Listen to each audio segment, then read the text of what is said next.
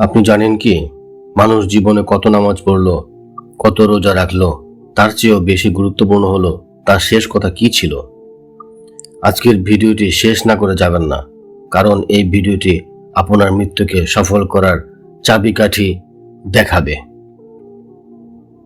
মূল আলোচনা 1। সফল মৃত্যু বলতে কি বোঝায়? সবাই মরবে, এটাই সত্য, কিন্তু সবাই কি সফলভাবে মরবে? সফল মৃত্যু মানে আল্লাহর সন্তুষ্ট অবস্থায় দুনিয়া থেকে বিদায় নেওয়া, ইমানের সাথে মৃত্যু, শেষ কথায় আল্লাহর স্মরণ। রাসূল সাল্লাল্লাহু আলাইহি ওয়াসাল্লাম বলেছেন, যার শেষ কথা হবে লা ইলাহা ইল্লাল্লাহ, সে জান্নাতে প্রবেশ করবে। আবু দাউদ। তাহলে প্রশ্ন হলো, শেষ মুহূর্তে এই কথা বলার শক্তি আমরা পাবো কিভাবে? মূল আলোচনা 2। শেষ মুহূর্তে মানুষের অবস্থা কেমন হয়? মৃত্যুর সময় মানুষের জিহ্বা ভারী হয়ে যায়, শরীর দুর্বল হয়ে পড়ে, তখন নতুন কিছু শেখার সুযোগ থাকে না। মানুষ মৃত্যুর সময় সারা জীবনের অভ্যাস অনুযায়ী কথা বলে। যে ব্যক্তি সারা জীবনে আল্লাহকে স্মরণ করেছে, তার জিহ্বায় আল্লাহর নামই আসে। আর যে ব্যক্তি গাফেল থেকেছে, তার জিহ্বা দুনিয়ার কথায় আটকে যায়। মূল আলোচনা 3। ইস্তেগফার কেন সবচেয়ে শক্তিশালী? ইস্তেগফার মানে কি? আস্তাগফিরুল্লাহ মানে হে আল্লাহ, আমি ক্ষমা চাই।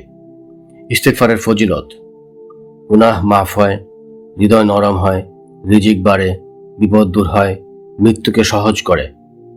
সূরা নূহ এ আল্লাহ বলেছেন, তোমরা তোমাদের রবের কাছে ক্ষমা চাও, নিশ্চয়ই তিনি অতিশয় ক্ষমাশীল।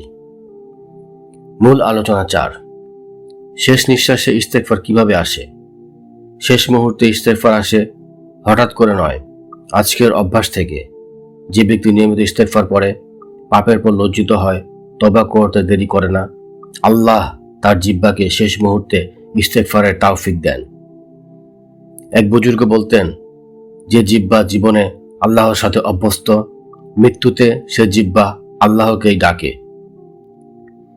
মূল আলোচনা 5। একটি বাস্তব ঘটনা। এক ব্যক্তি মৃত্যু শয্যায়, সবাই ভাবছিল সে কথা বলতে পারবে না।